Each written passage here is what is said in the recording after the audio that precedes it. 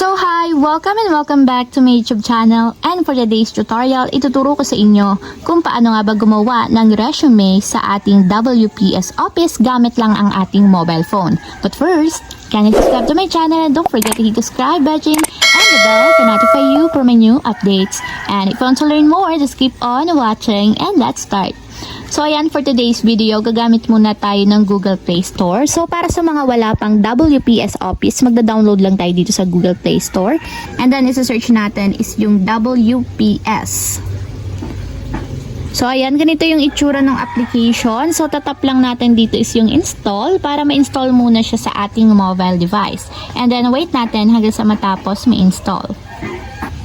So ayan guys, after ma-install, itap natin yung open para directly mapunta tayo sa pinakang application ng WPS. So ayan, after nan, ganito yung lalabas. So skip muna natin yung subscription. Tap nyo lang yung X button dito sa taas. And then automatic mag-o-open na yung ating WPS app or WPS account. So kung wala pa kayong account guys, dapat mag-sign in kayo para mas ma-access nyo yung ibang features dito sa ating WPS. So ayan, para naman makapag-create na tayo ng ating resume dito sa ating WPS, itap lang natin yung create. So ito yung button na create. And then tap natin yung doc or DOC. So ito yung mga documents. And then after yan, automatic para makapag-create tayo ng new document. So scroll down nyo lang.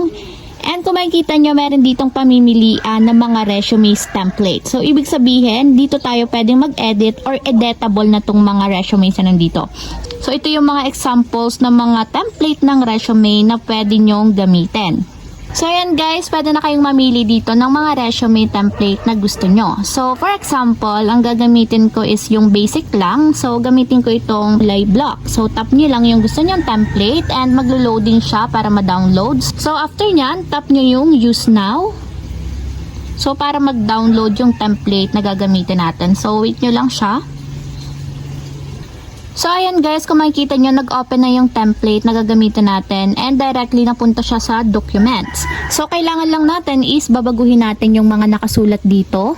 So, dito sa resume, palitan nyo ng name ninyo. So, para mapalitan, double tap nyo lang. And dito, pwede nyo nang palitan yung gusto nyong baguhin ng mga text. So, for example, baguhin natin tong resume. Gawin nating pangalan ninyo or pangalan ko na lang para mas madali.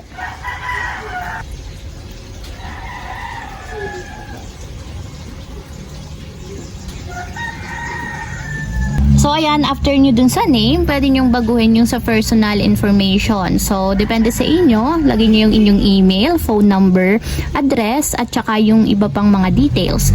So dito yung personal summary, so lalagay nyo lang yung inyong objectives or summary. So dito naman sa education is yung inyong education experience. So lalagay nyo din dito para mas magandang tingnan or mas magandang basahin yung ating mga resume. So ayan, editable naman tong templates and pwede nyong baguhin lahat para hindi na kayo mahirapang mag-layout ng sarili ninyong template. So ayan, kung halimbawa okay na kayo dun sa resume ninyo and napalitan nyo na yung gusto nyong palitan, pwede nyo na siyang isave. Itatap nyo lang yung save button na nandito sa taas. And then tap nyo lang dito yung save. So ito yung pangalan ng documents ninyo, Black Simple Resume WPS Office. Tap nyo lang yung save. And automatic nakasave na siya. So puntahan naman natin dito sa ating mga files.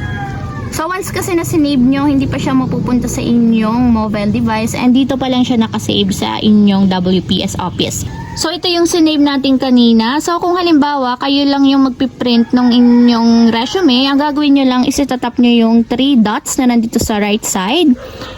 And then scroll down nyo lang. And then, itap nyo yung export images. So, ito yung pinakamadaling way para ma-print nyo yung inyong resume. So, nga pala guys, kung hindi kayo nakasubscribe or wala kayong subscription sa WPS, may mag-a-appear dyan na watermark. So, accessible lang yung walang watermark para sa mga may subscribe or para sa mga nakasubscribe. Pero meron naman kayo guys, other option kung gusto nyo wala siyang watermark katulad nyan. So, ganito yung ginagawa ko. Nilolang press ko lang or ni-screenshot ko siya para ma-save and then saka ko siya kina-crop. So, yan. Para maging ganito yung itsura niya and maging picture talaga siya. So, ito yung ating pwedeng gawin kapag magpiprint na tayo ng ating resume. So, ayan, save nyo lang and automatic mapupunta siya sa ating gallery ng mobile device. So, ayan guys, ito yung aking resume. So, ganito yan pag magpiprint kayo, pwedeng picture or pwede nyo namang direct nyo na siya, share as file. Pwede nyo siyang i-share mismo sa paprintan or sa computer shop. Itatap nyo lang yung share as file. And dito pipili na kayo kung paano nyo ba ma-send yung files ninyo, yung documents ninyo sa printing shop. So, ayun lang guys, ganun lang kasimple kung paano nga ba gumawa ng resume sa WPS gamit lang ang ating mobile phone. If you have a question, comment down below and don't forget to hit the subscribe button and the bell to notify you for my new updates. And thank you for watching! Living life, every day, late at night, not okay.